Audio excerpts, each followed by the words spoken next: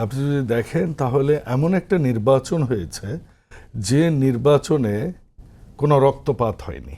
জি। কারণ যারা রক্তপাতে বিশ্বাসী তারা পালিয়ে গেছে। এই নির্বাচনে আপনি দেখেছেন ব্যাপক হারে ভোট পড়েছে, যেটা অনেক দিন পর আমরা দেখতে পেয়েছি।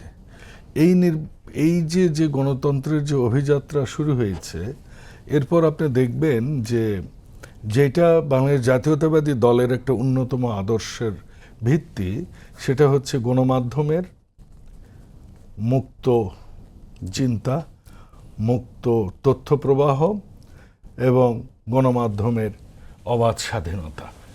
এটা নিশ্চিত হয়েছে, কারণ গণতন্ত্রের প্রথম ধাপই হচ্ছে, আমি মনে করি এবং আমার দলও মনে করে, সেটা হচ্ছে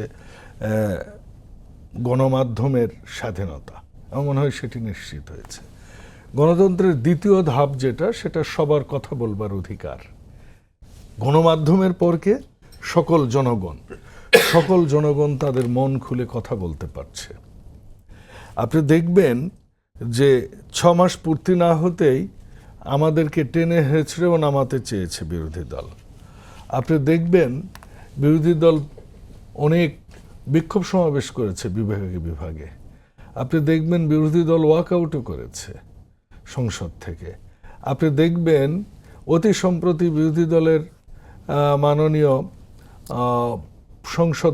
সংসদ নেতা ডাক্তার শফিকুর রহমান সাহেব, উনি বলেছেন ঘরে ঘরে দুর্গ গড়ে তোলো।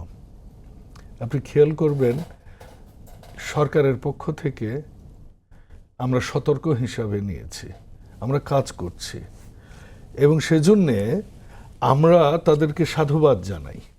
যদিও তাদের হুঙ্কারগুলো খুবই কি বলবো, এটা এতটাই দ্রুত হয়েছে যে মানুষ একটু হতচকিত হয়েছে। সেটা তাদের নিজেদের স্ট্যান্ড। কিন্তু বাংলাদেশ জাতীয়তাবাদী দলের যে সরকারটা গঠিত হয়েছে, আমরা মনে করি এটা তাদের অধিকার। আমি একটা কথা বলি যে ইসলাম ধর্মে তালাক হালাল কাজ, কিন্তু যতগুলো হালাল কাজ আছে এর মধ্যে সর্বনিম্ন স্তরের। তো গণতন্ত্রের বিরোধী দল সমালোচনা করবে, বিদ্রোহ করবে, ব্যঙ্গও করবে, হুঙ্কার দেবে, এমনকি সংসদ থেকেও ওয়াকআউট করবে। তো সংসদ থেকে ওয়াকআউট করা আমি মনে করি সর্বনিম্ন এবং সবার লাস্ট স্তর।